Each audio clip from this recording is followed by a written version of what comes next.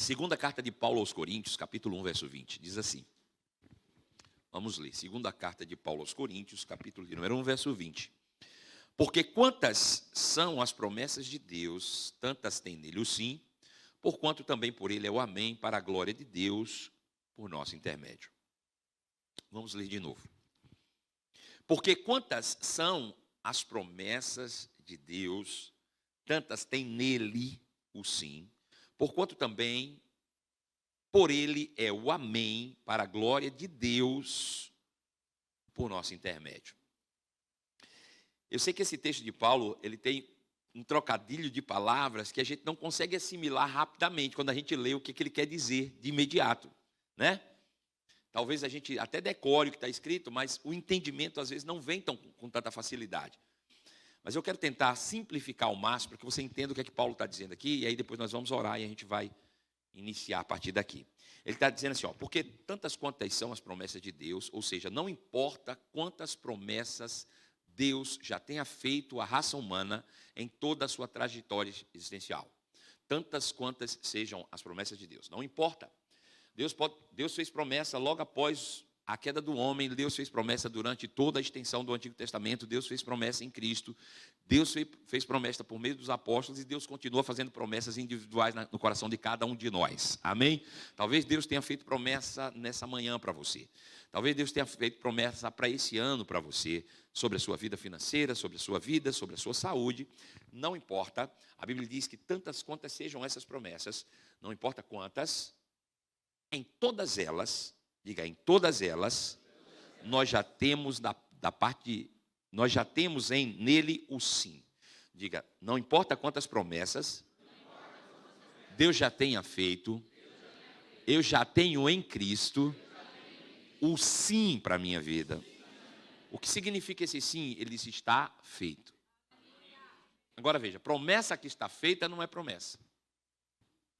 Você não espera o que é seu.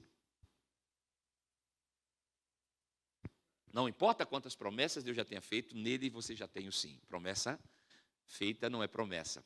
Sabe, alguém pode prometer, quando eu morrer eu vou deixar a minha casa para você. É uma promessa. No dia que ele morre, já deixa de ser promessa. E passa a ser herança. Diga, promessa que se alcança, já não é promessa. É herança. E qual é a diferença? É que promessa você espera, mas herança você toma posse. Então, não importa quantas promessas Deus já tenha feito, todas elas já se tornaram herança para você em Cristo Jesus. E é só em Cristo Jesus, que é o que ele vai dizer no seguinte, também por ele é o amém, ou seja, é só em Cristo Jesus que você toma posse dessas promessas. Diga, todas as promessas que Deus já fez foram liberadas, se tornaram herança para mim em Cristo Jesus. Mas é só em Cristo Jesus que eu tomo posse dessas heranças. Agora o final é mais legal, ele diz, para que Deus seja glorificado por nosso intermédio. Ou seja, o maior interessado de que essas promessas se realizem nem é você. É Deus. Sabe, Deus não está boicotando as promessas que Ele mesmo fez. Ele está cooperando para o bem de todos aqueles que o amam. Por quê? Porque todas as vezes que uma promessa dessa se concretiza na sua vida, alguém vai olhar para você e dizer, só pode ter sido Deus. Está pronto para orar? Mão direita sobre o coração, como nós fizemos ontem. Deu certo ontem, não deu? Vai dar certo hoje de novo. Bota a mão no coração assim. Eu falei ontem que isso não é uma doutrina nova, não. É só uma forma gentil de falar para o Espírito Santo que o que você quer ouvir não é por aqui, ó. É por aqui. Tá bom? Aí você vai fazer uma oração simples, porém talvez a mais sincera que você já fez, dizendo, Pai, eu quero ouvir a tua voz, ou Pai, eu quero ter uma experiência. Não sei como é que você vai falar, mas você vai falar sincero, sabendo que você está sendo ouvido, e se a gente sabe que Ele nos ouve, a gente vai ter aquilo que pedimos para Ele. Faz essa oração, vou fazer a minha. Pai amado, eu quero te render graças mais uma vez em nome de Jesus por estar aqui em meio à família, em meio aos meus irmãos que se reúnem aqui na Igreja Verbo da Vida em Guarulhos. Que honra, que privilégio, mais uma vez ser encontrado nessa manhã na condição de um semeador da tua palavra, Pai. Eu tenho certeza que cada coração aqui, após essas orações, será uma terra, Senhor, fértil, que receberá uma semente poderosa e que manifestará, Senhor, uma grande colheita no poder do nome do teu Filho. É isso que nós cremos, é isso que nós declaramos. Por isso eu me submeto, meu Pai, completamente à unção do teu Espírito.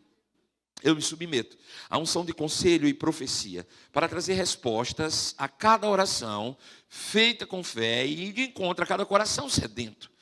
Que todos nós possamos sair daqui inspirados, Pai, a vivermos uma vida superior que possa inspirar outros. O Senhor já sabe, mas é importante eu tornar público para que todos saibam a minha total dependência de Ti. Eu sozinho não conseguiria, eu não estaria aqui, mas debaixo da Tua unção, inspirado pela Tua palavra, Pai, pelo Teu Espírito, envolvido na Tua graça, eu sei que todos nós sairemos daqui tocados nessa manhã, no poder do nome de Jesus. E aqueles que creem dizem amém.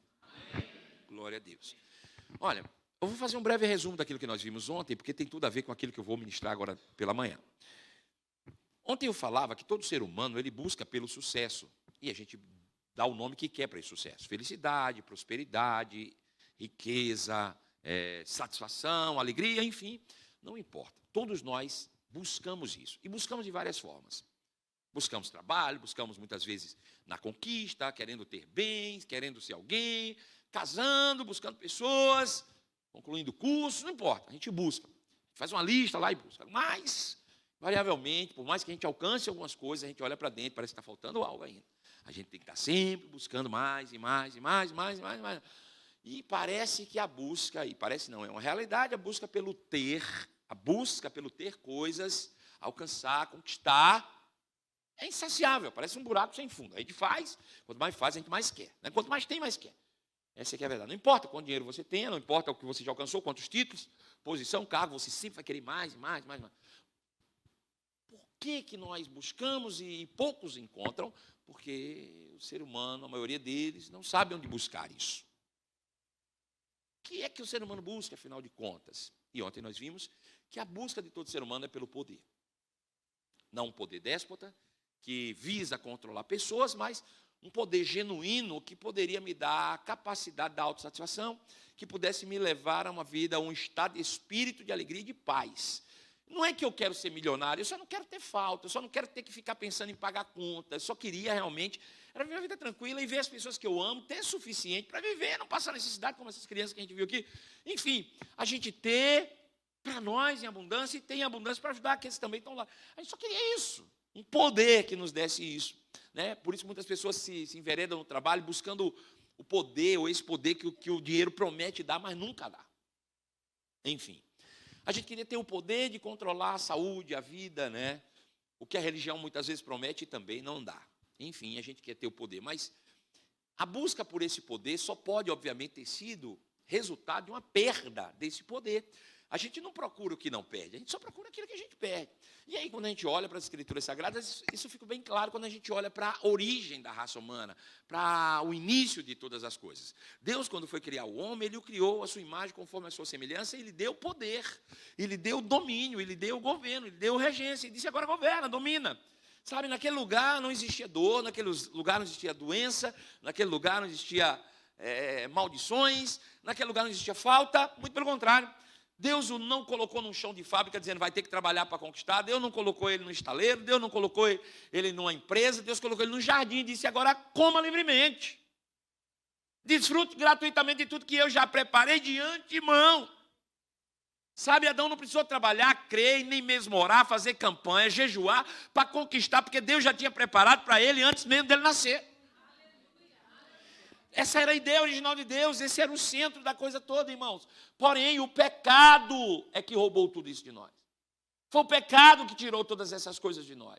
Foi o pecado que nos impediu, irmão, de ter acesso à árvore da vida, que é o conhecimento revelado de quem Deus é. Mas qual é a importância de eu saber quem Deus é? Bom, é a coisa mais importante do mundo. Por quê? Porque a Bíblia diz que nós somos criados à imagem e semelhança de Deus. Sabe, quando nós chegamos aqui, ou aqueles que ainda não tinham feito rema, ou mesmo se você não fez, já chegou no verbo da vida, sabe, você talvez chegou achando que você era realmente insignificante, que você era o resto do barro que sobrou, né? Não tinha mais nada a fazer, vou fazer ele. Enfim, que você era os cacos de telhas que raspavam as feridas de Jó. Né? A gente se achava insignificante, a gente chegou aqui e descobriu algo, que na verdade nós não somos insignificantes, que nós somos criados à imagem e semelhança de Deus. Isso não é extraordinário, você olhar para você mesmo e dizer, eu sou a imagem e semelhança de Deus? Isso é extraordinário ou não é? É extraordinário, mas não vale nada se você não sabe quem Deus é. Porque de que adianta você saber que é a imagem e semelhança de Deus se você não conhece ao Deus a quem você se assemelha? Informação inútil. E foi isso que nós perdemos. Nós perdemos o acesso à palavra que revelava quem Deus era para nós. E uma vez sendo revelado para nós o Deus, nós nos tornamos o Deus que nós conhecemos. Fala para o seu irmão aí, você é a cara do Deus que você conhece. Sabe de pessoas que você olha, se você só vê ganância, é porque o Deus dele é o dinheiro. Ele é a cara do Deus que ele conhece. E conhecendo-o, serve. Bom, essa é a realidade. Mas sabe, Jó, mesmo em toda a sua ignorância, um dia, no capítulo 38 do seu livro, ele ouviu a Deus. E ficou ouvindo atentamente para que no capítulo 42, então ele pudesse dizer, agora sim, eu sei que tudo podes e nenhum dos teus planos podem ser frustrados. Diga, nenhum dos planos de Deus pode ser frustrado. Então, aquilo que ele começou, irmãos, ele vai concluir. Aquele que começou boa obra, ele há de concluir. Sabe, não foi porque nós pecamos que Deus desistiu de nós. Não foi porque nos perdemos que Deus nos abandonou. Muito pelo contrário. Você pode perceber isso com clareza, e nós vimos isso ontem, que mesmo o homem tendo pecado, Deus passou praticamente 1000 anos ajudando de alguma maneira, mesmo que de informal, agindo pelo Espírito na vida humana. Isso está descrito em Gênesis capítulo 6, a partir do verso 3. Quando Deus diz, agora o meu Espírito não agirá mais no homem para sempre, porque se tornou carnal. Veja, é exatamente a presença de Deus em nós, ou o Espírito Santo de Deus em nós, que nos dá o poder que nós buscamos no dinheiro.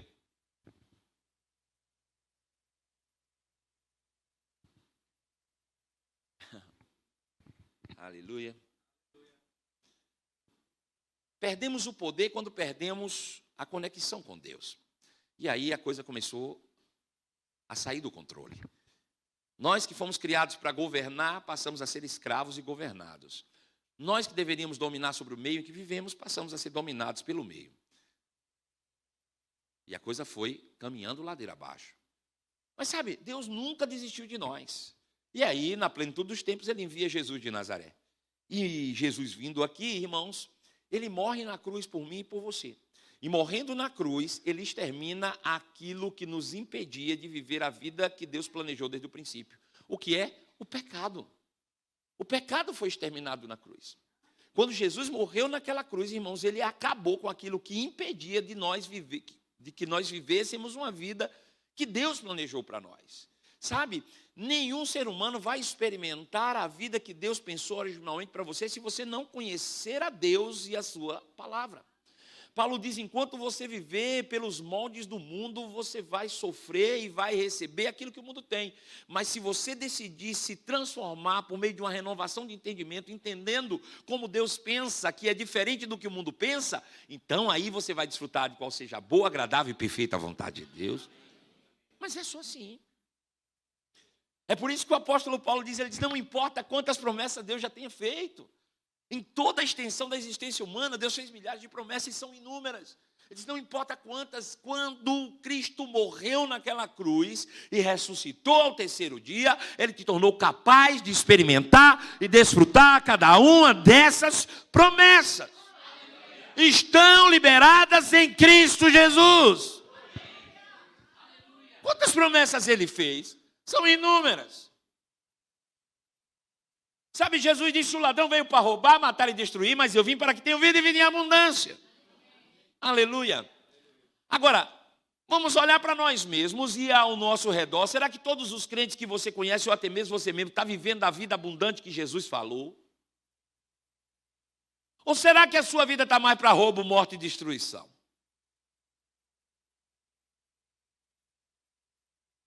Porque a tua experiência não vai mudar o que a Bíblia diz. Então é melhor que você trate de promover mudanças significativas na sua vida para que elas pareçam mais com o que a Bíblia diz. Porque vai por mim, se ela não mudou até hoje, não vai mudar por sua causa. Ou você se adequa ao que a Bíblia diz, ou você vai viver o tempo todo murmurando e reclamando, e até dizendo isso não funciona. Não funciona porque você não experimenta. Experimenta para você ver se não funciona. Então ele diz, todas as promessas foram liberadas em Cristo. Quando ele morreu naquela cruz, ele pagou um preço muito alto, irmãos. Você não faz ideia o preço que foi pago naquela cruz. Foi muito alto. E não foram chicotadas ou pregos nas mãos e nos pés que compraram a tua vida, mas a vida do próprio justo. É ele abrir mão de viver. E abrir mão de viver significa morrer. Mas não apenas uma morte natural. A morte que nos atormentou e nos tirou todos os privilégios que Deus nos criou. Se a morte que te ofenderia tiraria todos os privilégios, assim também ele foi privado deles. Por você. A Bíblia diz que Jesus, irmãos, ele humilhou a si mesmo. E quando a gente pensa em uma humilhação, normalmente a gente pensa em alguém que morreu na cruz por nós. Essa é uma humilhação, mas não foi só essa. A Bíblia diz em Filipenses capítulo 2, a partir do verso 6, que Jesus era Deus, mas ele nunca considerou que essa posição, ou título, ou cargo de ser Deus fosse algo que era importante demais para ele, que ele não pudesse abrir mão disso por amor a você. Vou dizer de novo, tá? Ele era Deus, ele estava no céu, ele tinha um cargo, uma posição, um poder, mas ele nunca considerou que nada disso que ele tinha no céu era mais importante do que vir para a terra como um simples ser humano por amor a você. Jesus nunca considerou que a posição que ele ocupava era maior do que a missão que ele tinha.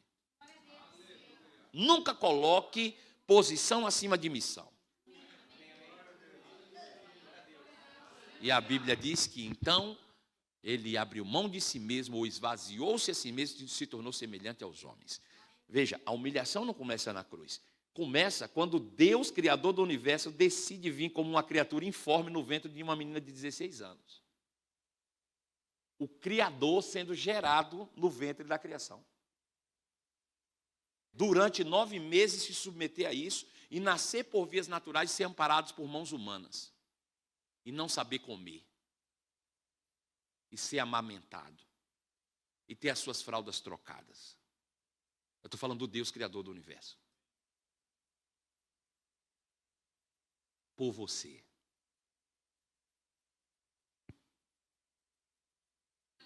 Isso é humilhação.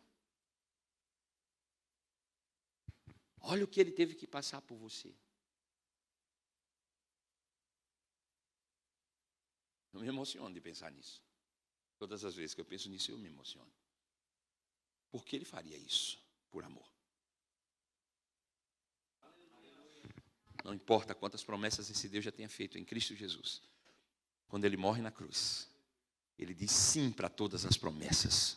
Ele torna possível, alcançável, porque ele extermina na cruz aquilo que te impedia de viver o melhor do que ele já pensou para a sua vida. Mas a Bíblia também diz que é só por meio dele que você alcança as promessas. Ou seja, existe a parte legal, que é o que ele fez, e isso é um fato, ninguém muda, mas existe uma parte que é sua, que é a vital, é tornar o que ele fez vital para a sua vida, é viver uma nova realidade. O problema é que muitas vezes a gente quer o céu, mas a gente quer levar a terra junto.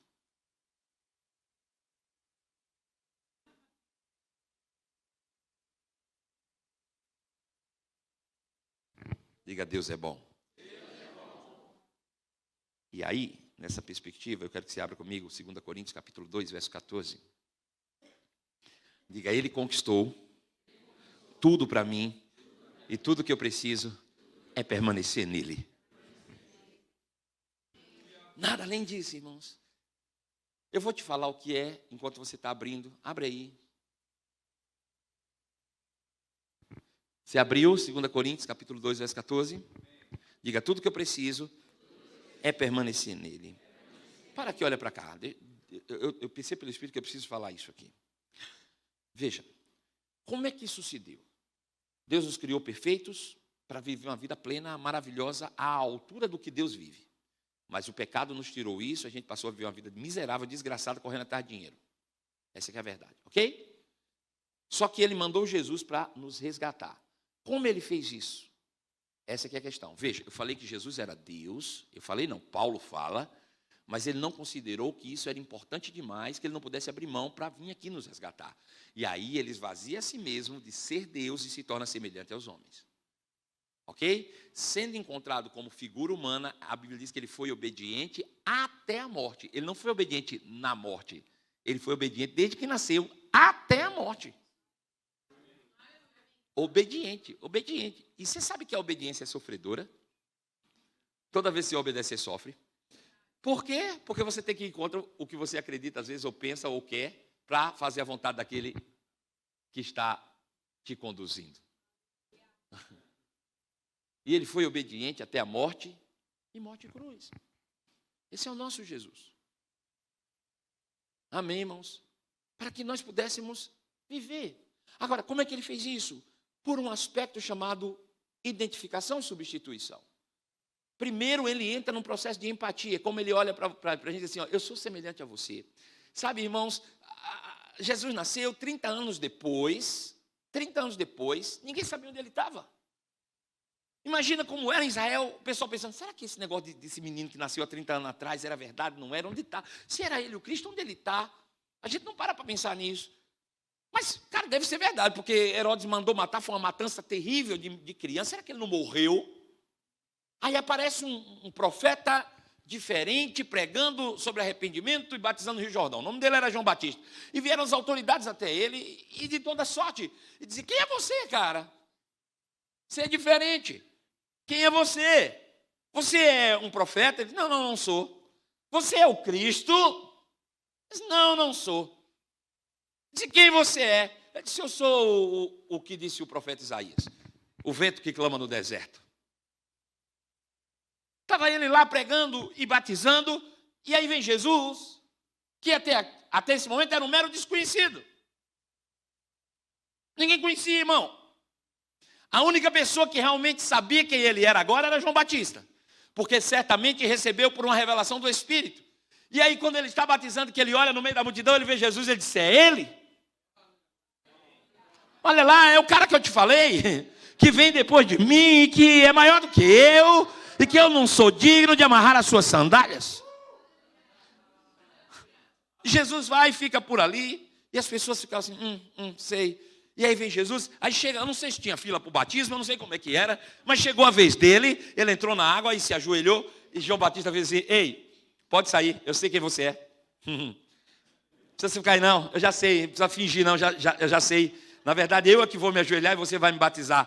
E ele disse, João Batista, por enquanto importa que seja assim, para que as pessoas vejam que eu sou iguais a ela. Identificação, sabe, é disso, é você se identificar com as pessoas e descer ao nível. Não é de você se mostrar superior, ele era Deus. Mas ele disse, importa que seja assim. E aí ele nos substitui. Ele vai nos substituindo, irmãos. Ou seja, deixa eu te dizer uma coisa, naquela hora, não era Jesus o Deus, era Marcelo o pecador. Ele só estava me substituindo. Eu não posso olhar para aquela cruz e pensar que era Jesus. Naquela cruz era eu. Deixa eu te dizer uma coisa. Jesus, quando ele, depois de 3 anos e meio, seu ministério já está agora caminhando para o sacrifício, e ele é preso, e ele é levado, e ele passa pelos sacerdotes como deveria ser, porque era esse o ofício do sacerdote, conferir se não tinha pecado no cordeiro, ou se não tinha defeito. Se quem levava um cordeiro tinha que passar por 3 sacerdotes. Tá bom. Ele passou pelos 3. Enfim, quando ele chega em Pilatos diz, eu também não vejo, esse é o cordeiro perfeito. No entanto, irmãos, não era Jesus que tinha que morrer naquele dia, quem ia morrer era Barrabás. E a cruz é feita sob medida. por causa de peso, altura, largura. Então a cruz que estava lá, a qual ele foi crucificado, não foi a dele. Foi a cruz de Barrabás. Barrabás saiu fora da cruz e Jesus foi colocado no lugar, substituiu Barrabás na cruz. Agora, pasmem, senhoras e senhores. Sabe o que significa a palavra Barrabás? Filho do Abba. Ou seja, a cruz estava preparada para os filhos do Abba. Ele vem e substitui os filhos do Abba na cruz, como Cordeiro de Deus.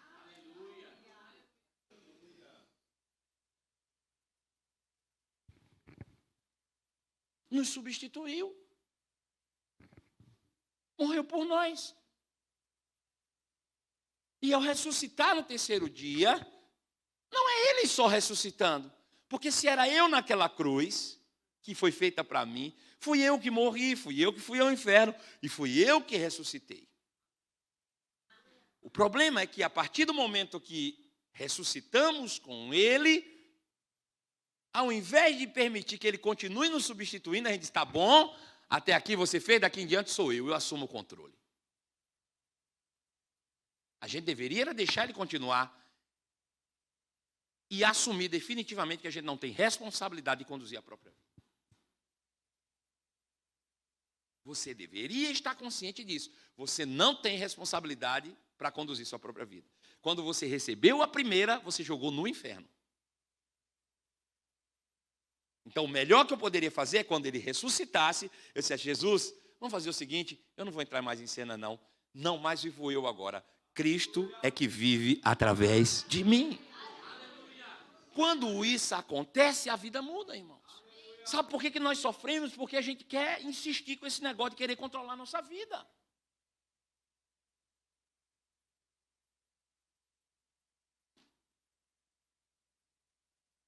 Segunda Coríntios capítulo 2, verso 14.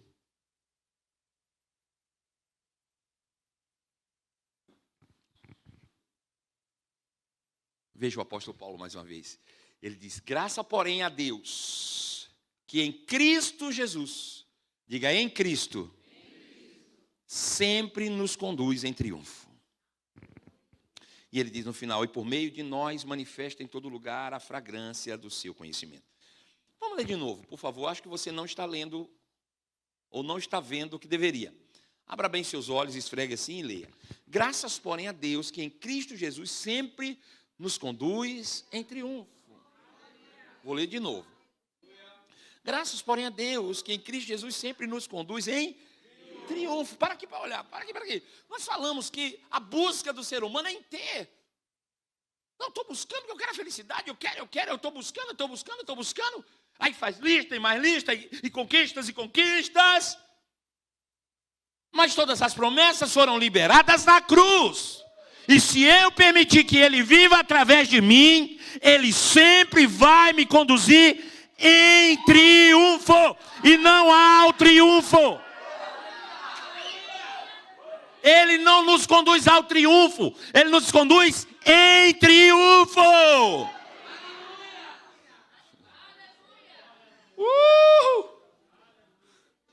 Viva o seu triunfo diário. É isso. Entende agora? Veja, a felicidade não está no final de uma estrada. Ela é a estrada. O sucesso é a própria estrada, irmãos. O progresso da raça humana é o viver. O melhor da vida é viver, irmãos. É estar vivo. Aleluia. Graças a Deus que em Cristo Jesus sempre nos conduz em triunfo. Que verdade maravilhosa. Mas ele só pode nos conduzir em triunfo em Cristo. Se eu viver conforme a minha vida, ele não vai.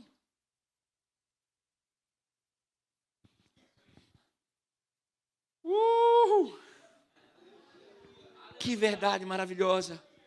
Amém? Então o que nós precisamos entender aqui? O que precisamos fazer? Para viver uma vida plena, abundante, feliz, realizada. O que nós precisamos fazer? Romper com o sistema do mundo. A forma que o mundo pensa, a forma como o mundo vê, a forma como o mundo age. Eu preciso romper com isso. Não é fácil, porque você foi moldado a isso a vida inteira. Mas você precisa romper com isso, assumir o controle da sua vida através do Espírito Santo e viver os princípios do reino de Deus. Só isso. Veja, a primeira coisa que Jesus faz quando ele ressuscita é chamar os discípulos e diz: Pai seja convosco. Paz. Eu ressuscitei, acabou. Deus criou o homem um dia. Mas antes de criar, ele criou tudo o que há. A Bíblia diz isso. Hebreus capítulo 11, verso 3. Ele diz: pela fé entendemos que o universo, o aion, foi criado pela palavra de Deus. Ou seja, o espaço-tempo que nós vivemos físico. Tudo isso foi criado pela palavra de Deus. Deus sentado no seu trono, lá no céu, ele vai falando e o aion vai se formando e ele criou todas as coisas. Depois que ele criou tudo, ele disse: pronto, agora eu vou criar um homem para governar tudo isso. Aí a Bíblia diz que Deus criou o homem à sua imagem conforme a sua semelhança. Diga, Deus é espírito. E obviamente se ele criou o homem à sua imagem conforme a sua semelhança, ele só pode ter criado o homem um ser espiritual. Agora veja, Deus nunca saiu do céu para criar nada na terra. Ao contrário, do céu ele criou a terra. Não ia ser o homem que ele ia ter que ir lá. Ou seja, você não foi criado na terra, você foi criado no céu. Você é um ser espiritual, e entenda o céu como o reino do Espírito. Bom, ele te criou aqui, a imagem e semelhança dele te deu poder, domínio, capacidade. Então ele soprou do céu na terra, em um corpo que previamente foi preparado para que você, e esse espírito ao entrar no corpo, o corpo se levanta e tchum, ele abriu os olhos e onde ele está? No Éden. Ele não estava, irmãos, no departamento pessoal com a carteira de trabalho. Ele está no Éden, irmãos, tudo está pronto, nada lhe falta. O que é isso? Ele disse: é seu, está tudo aqui, desfrute, governe, domine. É seu, filho, eu criei para você, está tudo aqui. Ele abriu os olhos, ele está aqui, é o primeiro dia. Nós sabemos que ele morreu, já contei a história. Aí Jesus vai, morre por nós, nos substituindo. Ressuscita no terceiro dia, aparece para os seus discípulos que estavam debaixo desse padrão do mundo, sofrendo angústia, dor, medo. E ele diz: paz seja convosco. Tendo mostrado as mãos e o lado, mais uma vez ele disse: paz seja convosco. E aí a Bíblia diz que ele disse: da mesma forma como o Pai me enviou, e a gente já sabe que ele também veio do céu, ele era Deus, e foi soprado no ventre de Maria, tal qual Adão. Jesus diz: do mesmo jeito que o Pai me enviou, também te envio. E soprou. Peraí, por que ele soprou? Ele disse: recebam o Espírito Santo. Eles nasceram de novo. Mas não tem uma doutrina do sopro santo para o novo nascimento. Foi só essa vez. Foi ou não? Foi só essa vez que ele soprou e disse: receba o Espírito Santo. Por quê? Ele está fazendo alusão ao primeiro dia. Ou seja, quando ele soprou em nós, disse: receba o Espírito Santo, eu abri os olhos e disse: estou no Éden. Acabou, tua vida voltou ao ponto zero. Ele voltou ao primeiro dia, ele acabou com o pecado, ele acabou com o mundo de sofrimento, ele acabou com tudo. Ele disse: volta para lá.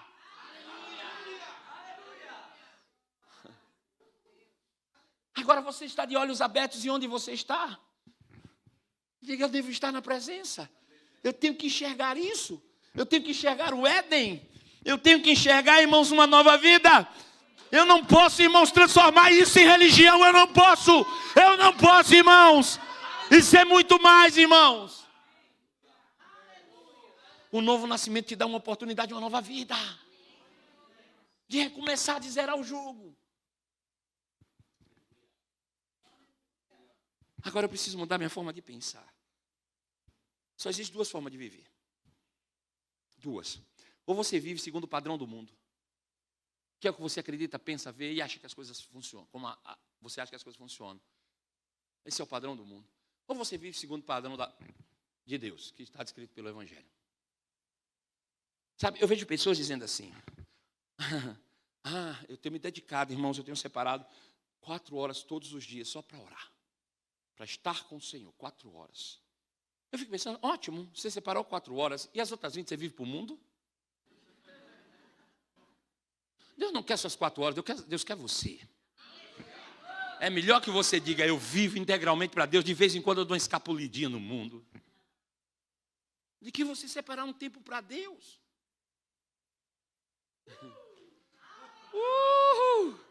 Tem que virar a chave.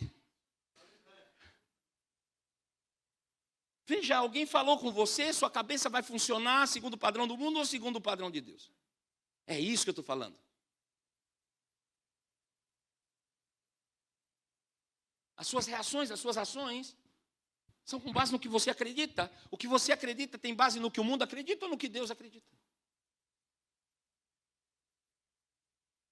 Mude a sua forma de pensar. Veja Colossenses capítulo 3, verso 1, se não é isso que o apóstolo Paulo diz. Eu vou terminar. Posso terminar?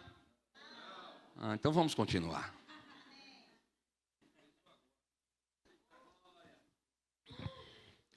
Veja, portanto, se fostes ressuscitados juntamente com Cristo, se fostes, eu não sei se você foi. Ele está fazendo uma indagação aqui. Ok? Porque o que determina se você foi ou não é o que você acredita. Se você não acredita, não foi. Se fostes ressuscitados com Cristo, quem aqui acredita que quando Jesus ressuscitou, era você ressuscitando? Quantos aqui foram ressuscitados com Cristo? Ele disse, se você foi ressuscitado com Cristo, então busque as coisas lá do alto, onde Cristo vive assentado à direita de Deus. Diga, eu preciso buscar as coisas do alto. A palavra buscar aqui, que é a mesma palavra quando Jesus fala buscar em primeiro lugar o reino de Deus, é a mesma palavra. É a palavra zeteu. Palavra grega, zeteo. Zeteu, diga zeteu. Ele diz, buscai ou zeteu as coisas do alto. Zeteu, diga zeteu. O que significa zeteu?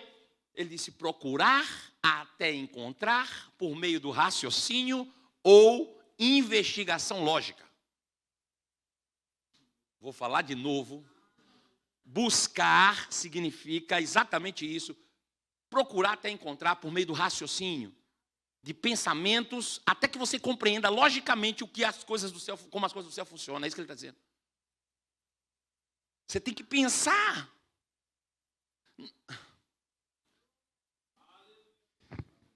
Verso 2, ele diz, pensai nas coisas lá do alto e não nas coisas aqui da terra. Primeiro ele diz buscai, depois ele diz pensai. A palavra pensar é outra palavra.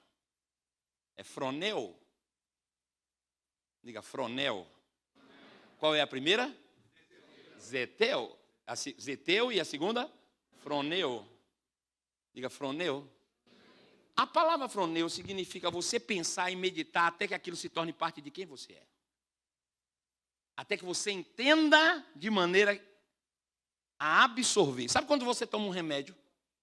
Ele não faz efeito enquanto o remédio não passa a fazer parte de quem você é.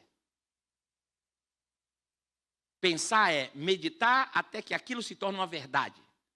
Tão forte em você que se torna parte de quem você é. Não dá mais para desassociar. Quando nós olhamos para Jesus e a Bíblia diz ele é a palavra, ele está falando de pensar. Fronel. Ele absorveu tanto que tudo o que ele fazia era palavra e manifestação. Ele não tinha uma cabeça que pensava pelo mundo, a cabeça dele pensava como a palavra pensa. É isso que a gente tem que buscar. Então ele está dizendo para você, primeiro buscar, diga zeteu, e depois fronel, diga zeteu, zeteu, zeteu, zeteu, zeteu, até que fronel. Eu vou te mostrar uma fórmula que vai mudar a tua vida. Amém? No verso 5 ele diz, você precisa fazer morrer essa natureza terrena. Portanto, faça morrer, é você que tem essa responsabilidade, fazer morrer a sua natureza terrena. O que é a natureza terrena? A tua forma de pensar segundo o mundo. Você precisa exterminar a sua forma de pensar segundo o padrão do mundo. Ah, alguém pisou no meu pé, eu vou pisar também. Alguém me ofendeu, eu não falo com ele. Isso é segundo o mundo. Quem dá, perde. Isso é padrão do mundo. Você vai matar isso. Mas como é que eu mato isso? Fazer morrer o padrão. Como é que eu consigo fazer morrer o padrão do mundo? A palavra morrer ali é necro. Diga necro. O que significa necro? Quem trabalha na área de saúde sabe que essa é a palavra que dá origem à palavra necrose. Se você amarrar algo aqui, uma liga, um cordão e apertar, impedindo que o sangue passe para as extremidades do dedo, pois é o sangue que leva a vida para a carne, você vai criar um processo de necrose. Esse dedo vai começar a apodrecer e até perder ele, você vai ter que amputá-lo por necrose. Veja, como é que você faz uma amputação, ou como se dá uma amputação por necrose? É quando aquilo que traz vida para de fluir. Ele diz, você precisa matar na sua mente aquilo que traz vida ao pecado. Você precisa necrosar a sua natureza terrena, é o que ele está dizendo. Mas como é que eu faço isso? Ele disse, ele já falou antes. Você busca as coisas do alto, pensa nas coisas do alto, e então você mata a sua natureza terrena. Ou seja, você vai zeteu, até que froneu, aí necro. Diga, zeteu, até froneu, aí necro. O que ele está dizendo? Ele disse, pense, medite na palavra de dia, de noite, até que a palavra faça parte de quem você é. Quando isso acontecer, você mata a natureza terrena e Cristo está habitando em você e a vida será abundante. Não vai faltar dinheiro na tua casa, irmão, não vai faltar saúde, não vai faltar paz. Mas deixa eu te dizer, a vida não é sobre você buscar dinheiro, é sobre você buscar a sua própria identidade.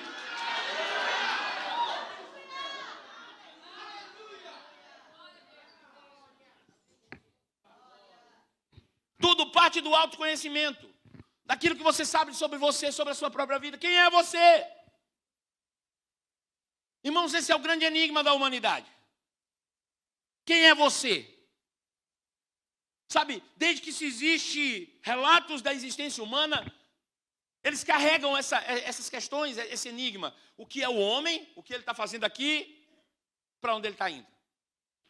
Sabe, todas as coisas no mundo giram em torno disso.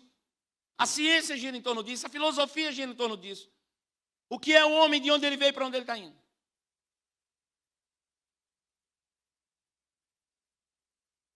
E a gente não descobre, fica preso, rodando em círculos. Aquilo que falaram sobre você não é quem você é.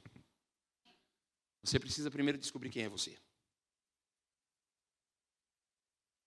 E você vai entender que a felicidade, a prosperidade, a riqueza, a alegria é resultado de uma busca pela identidade e não uma busca pelas coisas. Se passarmos uma vida inteira buscando ter algo para ser feliz, seremos frustrados na nossa jornada. Então devemos passar uma vida inteira buscando a nossa identidade. E assim nós seremos alguém. Você pode se esforçar a sua vida inteira em busca de ter, e o que você tiver não vai tornar você alguém. Descubra quem você é e você vai ter tudo o que você tem direito pela sua identidade. Essa é a verdade. Deixa eu te contar isso. Prometo que eu vou terminar. A humanidade gira em torno dessas questões. A palavra de Deus mata isso em 2 versículos. Salomão, chamado de o homem mais sábio da história. Ele escreveu em Provérbios capítulo 4, versos 18 e 19, as seguintes afirmações. Porque a vereda dos justos, ela é como a luz da aurora, que vai brilhando, cada vez mais, até ser dia perfeito. Ele diz, mas o caminho do perverso não. O caminho do perverso é de escuridão, não sabendo ele nem onde tropeça. O que isso aqui significa? Veja, originalmente, quando Deus criou a raça humana, fomos criados à imagem e semelhança de Deus. Seres espirituais, dotados da sua natureza, em justiça, santidade, feitos ou criados da verdade que é a palavra. Deus nos criou pela sua palavra. A raça humana, de fato, são justos, originalmente falando. Porém, foram criados no céu, como eu falei agora há pouco. Seres espirituais, no reino do Espírito. Mas Deus nos soprou aonde? Na terra, em um corpo terreno, para uma jornada definida, onde tem início, propósito e fim. Nós não somos daqui, nós estamos aqui por um tempo definido. Estamos em uma jornada, em uma viagem, em um caminho, em uma vereda. É isso que significa aqui. Aí ele diz, e o que é o homem? O que ele está fazendo aqui? Para onde ele vai? Salomão diz, olha, você pode não conhecer nada de homem, ok? Mas você já viu o sol nascer e já viu o sol chegar meio-dia. Se você entender isso, você vai entender o que é o homem. Como assim, Salomão? Ele disse, olha, preste bem atenção. O sol, ele tem uma jornada definida. Ele nasce às 6 horas da manhã, não necessariamente às 6 em ponto, só como referência. Ele nasce às 6 horas da manhã, e quando ele nasce às 6 horas da manhã, ele vai despontando muito timidamente, com um pouco de brilho, um pouco de calor. E aí ele começa a sua jornada, que é ininterrupta.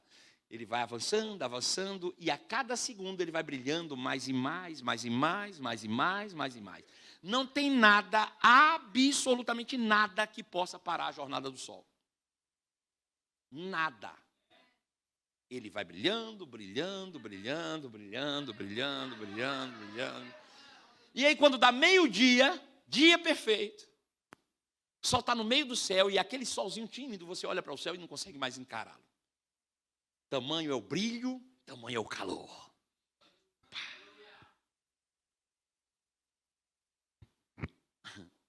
Agora veja. O sol que nasceu 6 da manhã não é o mesmo que brilha ao meio-dia? Sim ou não? Sim, quando você vai lá no universo e olha, ele não mudou nada. Ele é o mesmo. O que muda é a experiência terrena dele. A jornada terrena faz com que nós tenhamos uma percepção de mudança. Mas o sol é o mesmo. A experiência terrena muda. E quando chega meio-dia, é o mais próximo do que a gente pode conhecer do sol que está lá no universo. Não é a totalidade, mas é o mais perto do que a gente pode conhecer de poder do sol, é meio-dia. Ele disse, assim também é o homem. Ele foi criado no céu.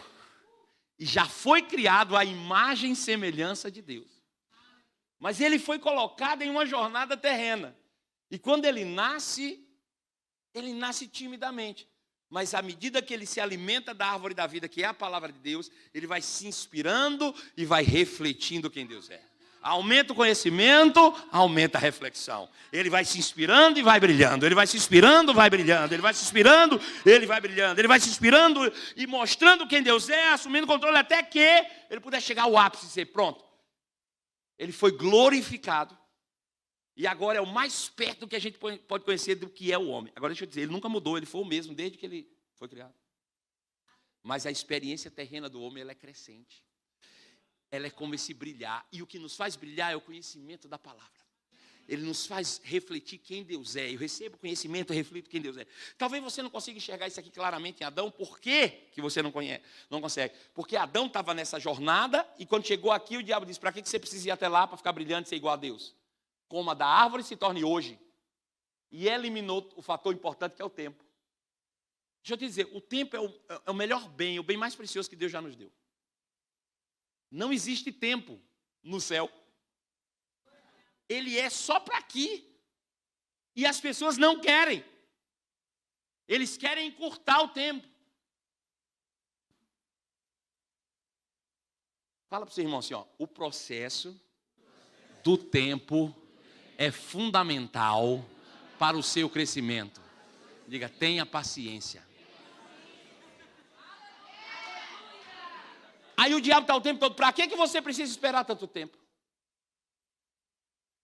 Talvez você tenha um chamado e Deus já disse, permanece aí, eu vou te levantar. Aí o diabo diz, para que você precisa esperar? Sai e abre a tua igreja. Foi isso que ele fez com Adão. É por isso que você não consegue enxergar. Mas deixa eu te mostrar. O homem se perdeu e a Bíblia diz que ele entrou na vereda dos ímpios, agora do perverso. Ficou assim, ó, perdido, sem saber onde tropeça. Aí Deus disse, e agora? Como é que eu vou fazer para esse camarada voltar para o caminho? Se ele está na escuridão, está perdido, não sabe onde tropeça. Aí Deus disse, já sei, vou mandar outro. Aí Deus, outro justo. Aí a Bíblia diz, e crescia Jesus. E crescia Jesus em conhecimento, em graça, em estatura, diante de Deus, diante dos homens. Diante de Deus, diante dos homens. Aos 33 anos mataram ele, mas nem a morte pode interromper a vereda do justo. Ele ressuscitou, ele foi glorificado, ele voltou para Deus. Agora, sabe o que ele fala? Ele diz, se você quiser vir, venha após mim, eu sou o caminho.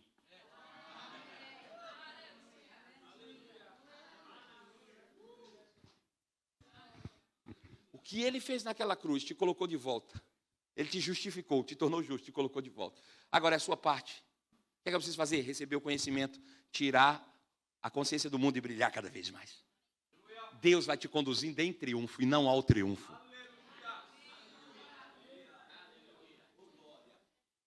Deixa eu terminar de uma forma aqui. Vem a banda para cá, por favor.